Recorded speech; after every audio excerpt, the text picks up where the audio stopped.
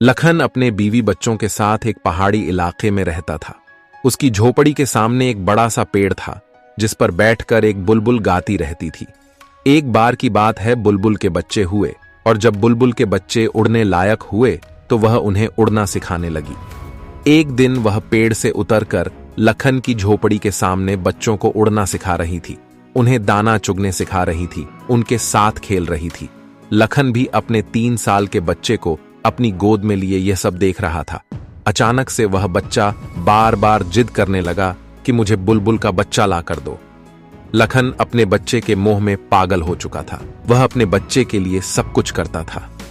बच्चा जो भी मांगता वह उसे ला कर देता था। लखन ने धीरे से अपने पैर में पहनी हुई चप्पल हाथ में ली और उसे जोर से एक बुलबुल के बच्चे पर फेंक दिया। बुलबुल का बच्चा वहीं जमीन पर गिर पड़ा। उसने बुलबुल के बच्चे को उठाकर अपने बच्चे को दे दिया, लेकिन उसका बच्चा उस बुलबुल के बच्चे के साथ करता भी क्या। वह बुलबुल का बच्चा न तो बोल रहा था, न फुदक रहा था और न ही उड़ने का प्रयास कर रहा था।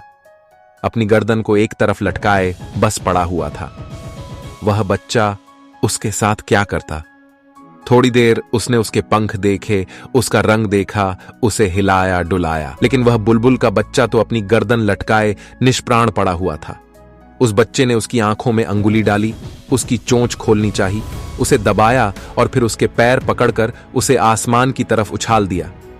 वह बुलबुल का बच्चा धड़ाम से जमीन पर आकर गिर पड़ा, क्योंकि वह तो पहले ही मर चुका था। लेकिन बच्चा तो बच्चा ही है। उसने उस बुलबुल के बच्चे को बुरी तरह क्षत विक्षत कर दिया, उसके सारे पंख नोच डाले, उसकी गर्दन मरोड़ दी और लखन यह सब देख रहा है। वह यह सोचकर खुश है कि बच्चा खेल रहा है, लेकिन यह सब देखकर उसके अंदर जरा भी दर्द, जरा भी रहम नहीं आया। क्यों? क्योंकि मोह में इंसान इसी तरह अंधा हो जाता है, जड़ हो जाता है। मोह इंसान का बहुत बड़ा शत्रु है। यह उसे अंधा बना देता है, उसके अंदर निर्दयता और जड़ता लाता है और मनुष्य अपने इस अंधेपन का शिकार होकर इतनी अधर्म इकट्ठा कर लेता है कि जब उसका हिसाब देना पड़ता है तो कहता है कि मैंने तो कुछ किया ही नहीं। यही अंधापन है और यही जड़ता हम की। जिस प्रकार महाभारत में धृतराष्ट्र अपने बड़े पुत्र दुर्योधन के मोह में इतना अंधा हो गया था कि उसे दुर्योधन के सभी बुरे कृत्य उसकी नादानी और बचपना प्रतीत होते थे, और मोह में इंसान के साथ अक्सर ऐसा ही होता है। अगले महीने बरसात का मौसम आया, लेकिन बुलबुल डर के मारे अगले कई दिनों तक उसकी झोपड़ी के सामने वाले पेड़ पर भी नहीं आई।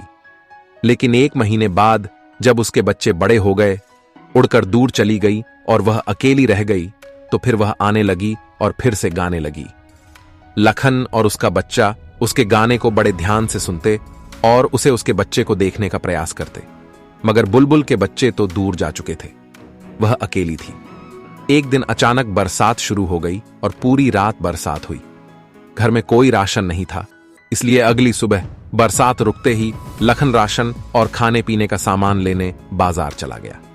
घर में सिर्फ पत्नी और बच्चा थी। अभी लखन बाजार में सामान ले ही रहा था कि फिर से बारिश बढ़ने लगी। चारों तरफ काले घने बादलों ने पूरे आसमान को ढक लिया और तेज हवाओं के साथ अचानक बादल फट गया और इतना पानी गिरा कि लखन की झोपड़ी का नामो निशान तक मिट गया।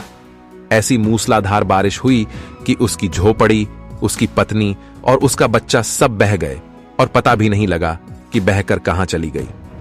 लखन बाजार में ही फंसा रहा।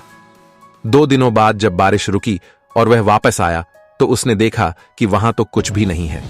वहां तो बस चारों तरफ पत्थर ही पत्थर बिखरे पड़े हैं जो पहाड़ से बहकर नीचे आ गए थे। उसे बड़ा सदमा लगा।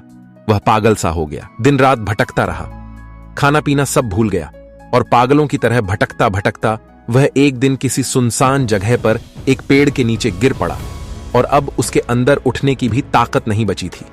वह बेहोश हो गया और कई दिनों तक बेहोशी की हालत में वहीं पड़ा रहा।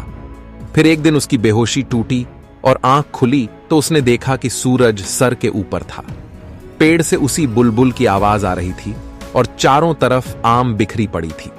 वह आम का पेड़ था और वही बुलबुल उसके खाने के लिए चोंच मार मार कर पेड़ से आम गिरा रही थी। वह उठा, उसने एक आम खाया, दूसरा आम खाया और इस तरह से उसने कई आम खा लिए।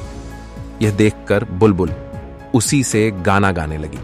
शायद सोचती होंगी कि अब यह ठीक हो जाएगा, इसके अंदर ताकत आ जाएगी। तभी एक आम बुलबुल ने और गिराया और उसके सामने दूर आकर जमीन पर बैठ गई। उसने बुलबुल को ध्यान से देखा और वह अंदर से द्रवित हो गया, भावुक हो गया और जोर जोर से फूट फूट कर रोने लगा और खुद को कोसने लगा कि मैं कैसा आदमी हूं। अपने बच्चे के मोह में आकर इसके बच्चे को मारकर अपने बच्चे के लिए खिलौना बना दिया, लेकिन यह पक्षी फिर भी मेरी रक्षा कर रहा है, मुझे खाने के लिए आम तोड़कर दे रहा है। उसे अपने कृत्य पर आत्मग्लानि होने लगी, खुद पर घिन आने लगी। वह पश्चाताप और आत्मग्लानि से भरकर जोर जोर से रोने लगा, लेकिन वह बुलबुल मानो उससे कह रही हो कि कोई बात नहीं। वह उसके सिर के ऊपर मंडराने लगी, शायद उसको चुप कराना चाह रही हो और जोर जोर से कह रही हो कि कोई बात नहीं, जो हो गया उसे भूल जाओ। कुदरत ने हमें देना सिखाया है, एक दूसरे की मदद के लिए बनाया है, लेकिन हम ही एक दूसरे की मदद नहीं करेंगे तो कौन करेगा। लखन चुप हो गया, लेकिन उसके अंदर एक भाव गहरा हो गया कि मेरा तो सब कुछ लुट गया, जिसको मैंने अपना समझा था, अपना माना था, वह सब कुछ मुझसे दूर चला गया। लेकिन आज के बाद अगर मैं दूसरे के काम नहीं आ सका तो मेरा जीवन व्यर्थ है। कोई भी इस दुनिया में मेरी तरह दुखी नहीं होना चाहिए। सबकी, हर जीव की मदद होनी चाहिए, सबको भरोसा मिलना चाहिए, उसकी सुरक्षा होनी चाहिए। और उसने प्रण कर लिया कि अब वह मेहनत करेगा और जो भी कर सकेगा दूसरों के लिए करेगा, क्योंकि इस कुदरत ने हमें एक दूसरे की सहायता के लिए ही बनाया है। उसने बुलबुल के हाथ जोड़े, अपना माथा जमीन पर रखा और कहा कि आप मेरे गुरु हैं और मुझे शिष्य के रूप में स्वीकार करें। बुलबुल तो उड़कर दूर पेड़ पर जा बैठी थी। उस दिन से लखन ने जंगल से लकड़ी लाकर बेचना शुरू कर दिया। उसे अपनी रोजी रोटी का साधन बनाया और उसकी 2 वक्त की रोटी के बाद जो भी उसके पास पैसे बचते, वह उसी दिन उन पैसों से किसी भी गरीब की, किसी जानवर की, कुत्तों की, परिंदों की मदद करता, उनके लिए खाना लाता, उनको खाना खिलाता, किसी बीमार को दवा दिला देता, कुछ भी किसी प्रकार की सेवा करता। अब मानो जैसे उसकी जिंदगी सेवा और त्यागी बन चुकी थी। दूर दूर के गांवों और शहरों के लोग अब उसके बारे में जानने लगे थे। सभी को यह पता चलने लगा था कि कोई ऐसा एक व्यक्ति इस इलाके में है जो किसी भी प्रकार की सेवा और मदद के लिए हर पल तैयार रहता है। धीरे धीरे दूर इलाके के लोगों ने उसे जान पहचान बढ़ाई, उसको एक बड़े समारोह में बुलाया, उसका खूब मान सम्मान किया और उसके साथ मिलकर सेवा करने का प्रण लिया। कहते हैं कि आज वही इलाका बुलबुल सेवा के नाम से पूरे संसार में प्रसिद्ध है। दोस्तों, शायद यह एक काल्पनिक कहानी है, लेकिन यह एक आदर्श और एक सीख प्रस्तुत करती है कि इस दुनिया में हमें एक दूसरे की मदद के लिए ही बनाया गया है, एक दूसरे को प्रताड़ित करने या दुख देने के लिए नहीं। हमें जरूर इस कहानी से सीख लेनी चाहिए और जहां तक संभव हो सके दूसरों की मदद करनी चाहिए।